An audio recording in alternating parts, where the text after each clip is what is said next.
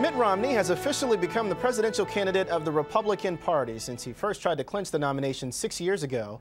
Last night, Romney finally got the moment he has been waiting for at the Republican National Convention, and he delivered the most important speech of his life. Mr. Chairman and delegates, I accept your nomination for President of the United States.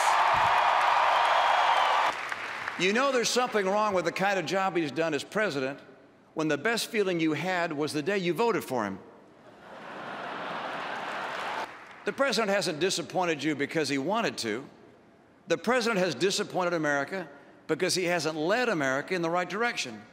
He took office without the basic qualification that most Americans have, and one that was essential to the task at hand. He had almost no experience working in a business. Jobs to him are about government.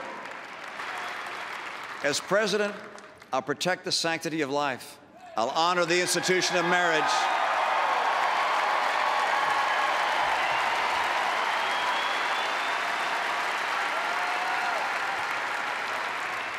And I will guarantee America's first liberty, the freedom of religion. That America, that united America, can unleash an economy that will put Americans back to work, that will once again lead the world with innovation and productivity, and that will restore every father and mother's confidence that their children's future is brighter even than the past. That America, that united America, will preserve a military that's so strong no nation would ever dare to test it. That America, that united America will uphold the constellation of rights that were endowed by our Creator and codified in our Constitution.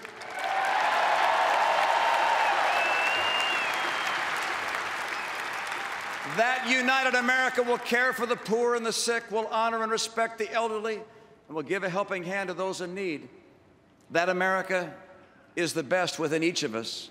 That America we want for our children. If I'm elected President of these United States, I will work with all my energy and soul to restore that America, to lift our eyes to a better future. That future is our destiny. That future is out there. It is waiting for us. Our children deserve it. Our nation depends on it. The peace and freedom of the world require it. And with your help, we will deliver it. Let us begin that future for America tonight. Thank you so very much. May God bless you. Joining us from the convention in Tampa is Brian Montopoli, senior political reporter for CBSNews.com. Brian, good morning to you. Good morning, Terrell. Big night for Mitt Romney. This has been a long time coming, some 6 years or so, if you would. How did he do? Well, look, it was not a barn burner of a speech. This is not Barack Obama. It's not George W. Bush. It's a guy who is not a particularly great speaker, but he was fine. He got his message across. He introduced himself to the American people. I mean, you have to remember, folks like me have been paying close attention to this campaign, but for a lot of people, they've been at the beach. They haven't been paying attention. Romney was able to introduce himself, and he was able to push a message that Barack Obama has failed when it comes to the economy and that he would do a better job. There is that empathy factor that a lot of people talk about, and that is where the president does so well. He actually does much better than Mitt Romney in that category. Was he able to connect to average, ordinary Americans?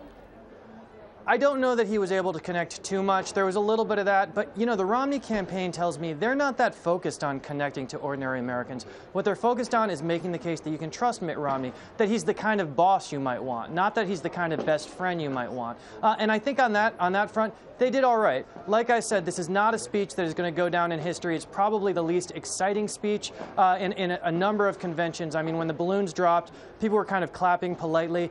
It was not a barn burner, but it certainly was by no means a disaster. I think for Mitt Romney, he got through this, and the next big moment for him is going to be the debates. The really big thing that a lot of folks were talking about in the lead up to this moment, I was talking about specifics. All during the campaign and even to the lead up tonight, they said that there needed to be a specific plan where it's not just a referendum against Obama, but saying what he would do differently. Did he satisfy that?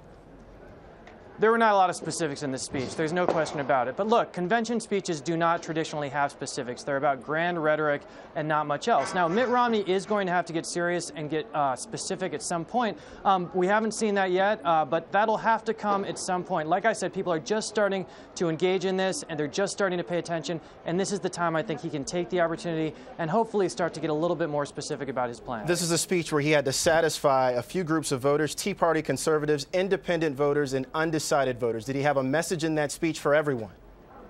Well, you know, they don't want to attack Barack Obama personally. Like you said, they know he's popular, but what they want to do is say, it's okay for you to have a little bit of buyer's remorse about Obama. You were behind him 4 years ago, that's great, but look, he has not been able to turn the economy around, and it's time to trade him in for a guy who's maybe not as flashy, maybe not as good of a speaker, but a guy who's actually going to be able to turn the economy around. That's their message. They were able to push that message a little bit. I don't think they knocked it out of the park, but I think they moved the needle a tiny bit. One of the things that a lot of folks were also looking forward to and maybe seeing was Romney talk about his Mormon faith. It was touched on briefly, certainly not very deeply. Is this something that he's going to have to address at some point? Well, I think there's been a lot of focus on whether Mitt Romney was going to say the word Mormon, and traditionally people do not talk about the specifics of their faith. They talk broadly about faith, and that's what Mitt Romney did. I think he did it well. You could hear the crowd wanted him to be successful in talking about his faith. He talked about it. He talked about being a member of his church and how that helped him, and I think he did that well. Frankly, I think the stuff about Romney's faith is a little bit overblown. People want to know he's a believer. They know he's a believer, and that's good enough for them. He brought up women in the speech as well. Is that in direct response to the Todd Akin controversy and trying to at least give the Republicans some room to move forward?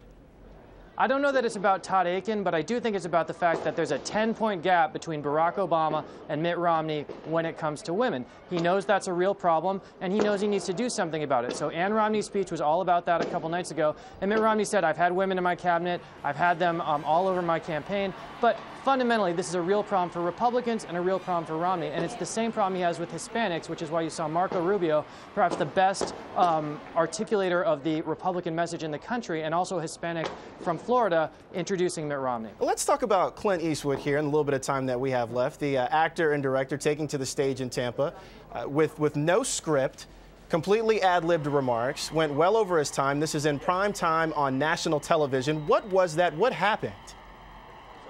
Well, we're still trying to figure out what happened with Clint Eastwood. He got out there, he decided to start talking to an empty chair. I recommend anyone who has not seen Clint Eastwood's surreal performance last night, feel free to check it out, because really nothing like that has ever happened. These conventions are so tightly scripted, down to the minute, and to have somebody come out and just kind of ramble for about 15 minutes, just sort of throw out whatever they sort of pops into their mind. I've never seen anything like it. It was a really surprising moment, and it really just threw the whole convention into chaos. I mean, Marco Rubio had to come out after that and give a very tightly scripted speech, and it just felt very, very strange. Like I said, I've never seen anything like it. We had a chance to talk to Bill Whitaker, and he said that the crowd there was eating it up, that there was a different mood, at least on the floor, but with the folks at home, it may have come across differently. Did he upstage Mitt Romney's speech tonight? No one's going to be talking about Mitt Romney's speech 4 years from now. People are going to be talking about Clint Eastwood's moment. I mean, that was one of those moments for the ages. It was like Rick Perry's oops moment in the debate. Clint Eastwood stole the show at the Republican convention last night. Brian Montopoli, senior political reporter for CBSNews.com. Brian, thank you so much. Thanks, Terrell.